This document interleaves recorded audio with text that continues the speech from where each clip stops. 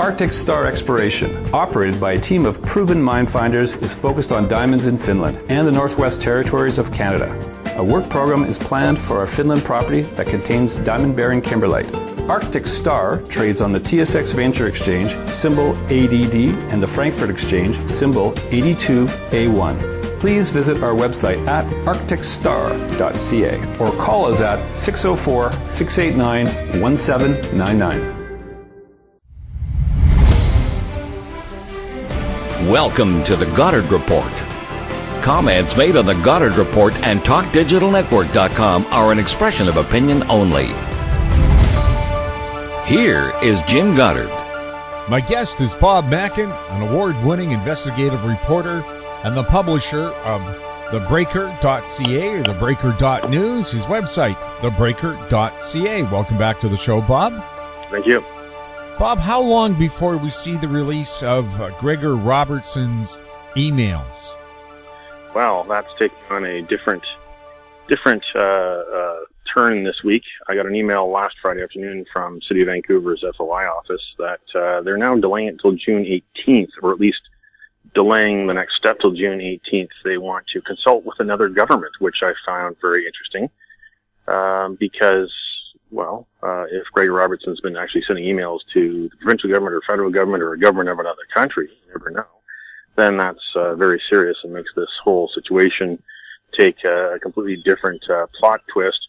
Now, they were supposed to reply with the documents before June 18th. The Information and Privacy Commissioner's Office became involved in at the end of the last year, early this year, because City of Vancouver wanted even more time. There's about 6,000 or so emails apparently, and they wanted until sometime in November. They wanted until after the election. This whole situation coincided with the announcement from Gregor Robertson that he would not be taking run in a fourth term.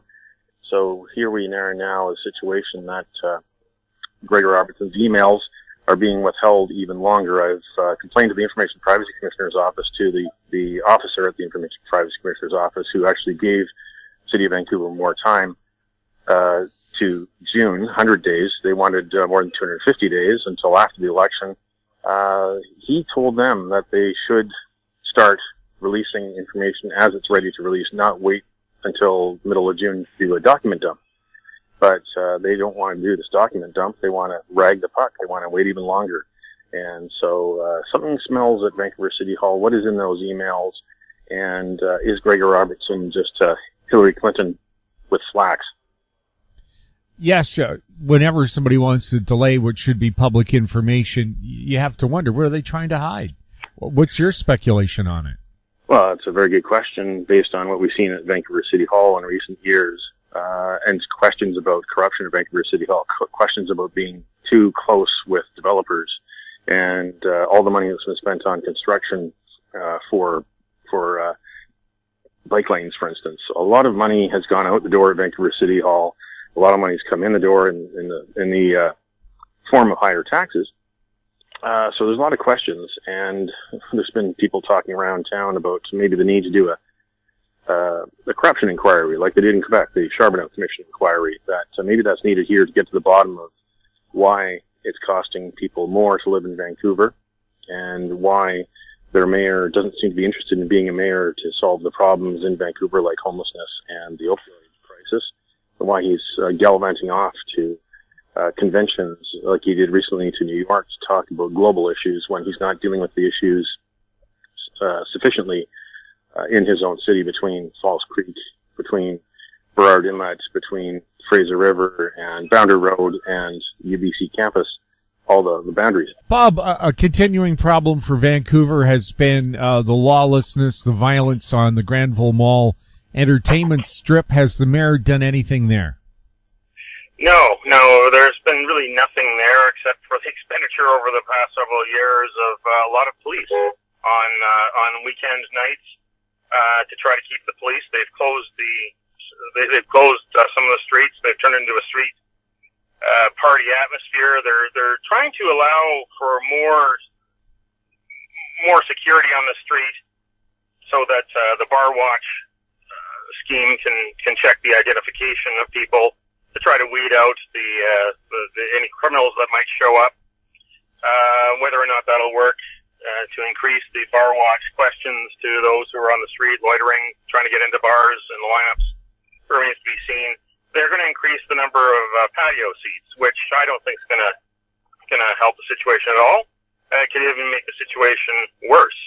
The whole idea of the Granville Mall entertainment district was for them to relocate the liquor licenses into one central area to make it more efficient from a security standpoint and make it more of a party zone to reduce the harm on other areas so that there wouldn't be bars opening up and causing noise complaints in other areas. But it's become too popular. It's become too popular among tourists, among the Bridge and Tunnel crowd from the suburbs, and of course the Bridge and Tunnel crowd has limited ways to get home after hours because of SkyTrain, which does not go into the wee hours, mainly for maintenance problems. That's pretty an older system, not by world standards, but an older system by our standards that hasn't been properly maintained over the years, and it can't do 24-hour runs.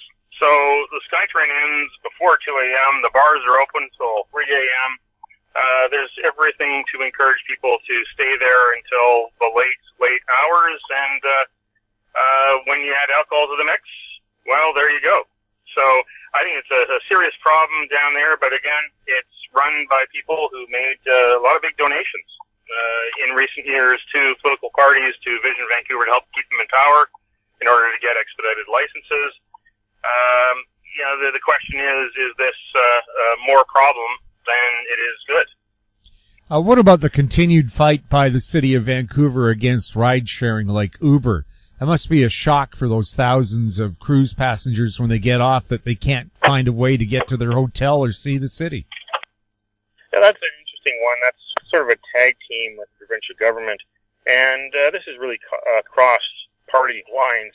As much as the Liberals did come late to the party right before the 2017 election and say that they're going to have a Made in BC solution and that by Christmas 2017 there'd be ride-sharing in BC, it was too little too late. And they decided to wait till too late because they counted on a great deal of support, whether it's volunteers or votes or donations from the South Asian community, because the South Asian community really does dominate all aspects of the taxi industry. And they were too scared to lose that support, which they eventually did to the NDP. They lost most of the Surrey ridings to the NDP. That was a bit of the dynamic that was going on politically, and some of that goes on in the city of Vancouver. South Vancouver is a hotbed for temple politics, and these parties that want power at City Hall will undoubtedly go to the temples and try to sign people up and try to get a lot of donations, because if you want fast donations and if you want fast votes and fast sign-ups for memberships for parties in order to win party leadership campaigns, that's been the stock and trade of those who are especially in the Liberal Party of Canada, as well as on the Conservative side of things. They want fast sign-ups. So it's not a business issue. If our governments were doing things from a business standpoint, they would have found a way to license and insure and issue the proper business permits to allow Uber and Lyft to operate. They haven't, because they fear losing power and fear losing power from that segment of our community, however important it is. There has to be a way, and it really does give Vancouver a black eye. But at the same time, there are companies that are operating with little fear. The provincial government, their passenger transportation branch, was doing some enforcement in late spring last year into the summer. I was able, through Freedom of Information, to get some of the incident reports. They were going after an app that targets the Chinese-speaking population in Richmond called Raccoon Go. And on that app, they were listing various vehicles that were for hire. And a bureaucrat in the passenger transportation branch was able to deduce the license numbers from the vehicles and the photos, run those license numbers, and they sent cease and desist letters to the registered owners of the vehicles, and some of those registered owners were also the same people who are the drivers of those vehicles, and told them that if you're charging money for passengers to ride in your vehicle, you cannot do that. You are risking thousands of dollars of fines, penalties, cease and desist. Stop doing that right now. And they did this for, at least the documents I have, for a couple of dozen vehicles. And some people didn't respond at all. Some people did respond and say, oh, sorry, not going to do it again. Other people responded and said, wait, mistaken identity, that was not me. And others responded more cryptically and didn't say yes or no or admit guilt or profess their innocence at all. But in the end of the day, the government didn't actually take anyone off the road. So it sent these letters off to cease and desist, but it didn't follow it up with any action after that. So if you're not going to actually enforce the law as it is, why even have the law? It just doesn't make sense. But it's reduced the travel options for Vancouverites in a great deal, especially during tourist season. And another problem that we see here in Vancouver is not enough enforcement of the taxi fleet as it is. Whether it's the taxi drivers who are driving erratically, who are stopping where they shouldn't be, too close to intersections and no stopping zones. We don't see enough enforcement there. And I am doing some work on other aspects of the taxi industry and what loose enforcement there already is. It's just the government has allowed this industry to continue to have a monopoly, to operate as a cartel, especially in Vancouver, and not allowed other options which could force the taxi drivers to up their game. I'm someone who took Uber on a regular basis during the 2016 Olympics in Rio de Janeiro, and compare the Uber service to the taxi service. I'd go out of my way to take an Uber versus a taxi, but the thing with Uber versus taxi is you don't have to go out of your way. You use the app properly, you can find a number of drivers who will easily find you. And of course, their pricing scheme, they do operate a surge pricing scheme, which has been controversial in the past around the world. But I didn't find at all that even at times of high volume on the streets that I was gouged. I was actually charged a very fair fare, and it all went into my credit card. No muss, no fuss, no money exchanged. And of course, it was nice to be in a nice, clean vehicle and have the driver greet you, even in English, and to offer you a bottle of water or some candy. It was a very, very nice experience, especially when you wanted to get somewhere fast and save a little bit of money. You could even choose the function where you could share a ride with another stranger. And even when I had to do that, it was a pleasant experience. So people from around the world will be coming to Vancouver, and they'll be going home and saying, they don't have Uber there. They don't have Lyft there. It's harder to get around Vancouver, and their taxi drivers, they've got some good taxi drivers in Vancouver, but there's also a lot of bad apples, and that's a problem. We'll have more with Bob Mackin right after the break. Aben Resources Limited is a gold exploration company with significant projects in British Columbia, Saskatchewan, and the Yukon. Trading on the TSX Venture Exchange, symbol ABN, and the pink symbol ABN-AF. Surrounded by world-class gold deposits and mines, Aben's 23,000 hectares Forest Kerr Gold Project is located in the heart of the Golden Triangle in northwestern BC. For more information, visit us at abenresources.com. Vatic Ventures Corp. is a potash exploration company focused on the Korat Basin in Thailand, the world's largest undeveloped potash resource. Vatic's management has extensive potash exploration and development experience in Thailand. Vatic will have marketing advantage compared to Western producers. Drill program commences this spring. Vatic trades on the TSX Venture, symbol VCV, and on Frankfurt, symbol V8V2. Visit our website, vaticventures.com. Welcome back. We're speaking with Bob Mackin. Bob, what became of Hector Bremner's campaign promise to donate his salary to charity if he won the seat for mayor in Vancouver? That's a big mystery because Hector Bremner doesn't seem to want to return my phone calls or emails, and that's not anything new. He hung up on me back before by-election day, and I've been hung up by politicians, by business people, bigger and smaller than Hector Bremner for reasons of less importance than what Hector Bremner hung up on me for. I was asking him very politely, calmly, and reasonably. I wanted to find out about his plans should he win the by-election, which he did. I wanted to find out if he was going to continue to work for the PACE Group, lobbying and PR company. I wanted to find out more about his past as a lobbyist. He didn't want to speak about that at all at the time, and he told me to call him back after Election Day, after Saturday that week, back in October, and that wasn't good enough. And I said, well, no, you really should answer the question now. And click. That's the way the conversation basically ended, just paraphrasing what went on.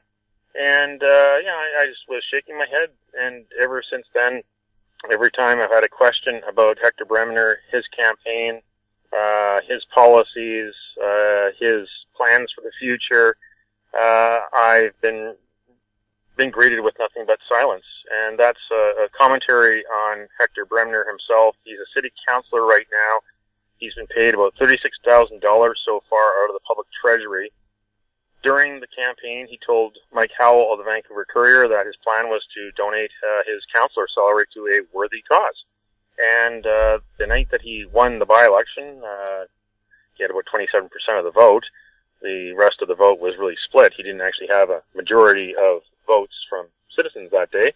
He started to walk it back and said he was going to do whatever he could to contribute, but trying to figure out a way. Well, did he ever find a way? Did he ever donate any of that money to a worthy cause? The door is still open. If Hector Bremner wants to call me back, wants to email me, answer my questions, I'm all ears. I'd love to see if he did actually follow through on that promise, if he is doing something good for the community, if he is putting something selflessly into the community, putting his city councillor pay into somewhere beyond the Hector Bremner bank account. I'd like to talk to him about that. I'd like to hear from him about that. I'd like to see the proof that he's actually doing it. I'd like to see proof he's not actually just doing it for a tax receipt and benefiting that way. He's a city councillor who, to his own detriment, stayed working at the PACE Group, and that is a major problem that led to the NPA deciding to reject his application to run in the mayoral primary. It was supposed to be May 29th. It'll now be June 3rd, and it'll be Glenn Chernin versus John Cooper versus Ken Sim for the NPA nomination to run for mayor in the October 20th election. Hector Bremner hasn't announced what he will do next. The speculation is he may leave the NPA and form his own party, take with him some of those people who are going to run on his slate for the nomination, form some sort of new party. That hasn't happened yet. We'll see what happens. But again, there's a lot of questions about Bremner and what he actually did with that money. Did he take that $36,000, put it away, and put it into his campaign? Did city taxpayers help underwrite his run for the NPA nomination? Big question mark there. So many question marks about this city councilor. You got to wonder, is he just a one-term, not even a one-term, not even a one-year wonder? A lot of questions about who he really represents and why he's wearing two hats, why he, when he chose to run for city council, didn't take off that hat and focus entirely on being a city councilor. That would have earned him, I think, a lot more support in Vancouver if he'd put aside his work in the lobbying industry for the PACE Group and focused entirely on doing the public's work. We'll have more with Bob Mackin right after this. I'm Kelly Jennings, CEO of PowerBand Solutions. PowerBand is a cloud-based provider of auction, inventory, and finance solutions that make buying, selling, and financing vehicles more efficient. PowerBand Solutions trades on the TSX Venture Exchange symbol PBX. For more information, please visit us at powerbandsolutions.com.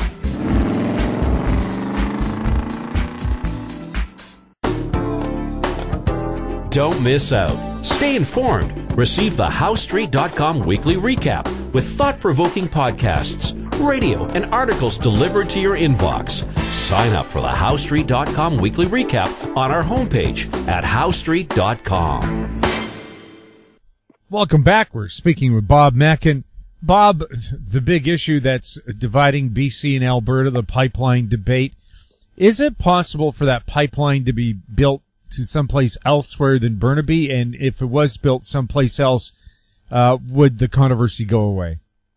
It was possible, but Kinder Morgan didn't explore it. It's really a moot point. I think what's happening now is you're seeing all the politicians who are players in this game hoping that Kinder Morgan on May 31st says, well, it's been nice, we tried, and we're not going to be able to build it.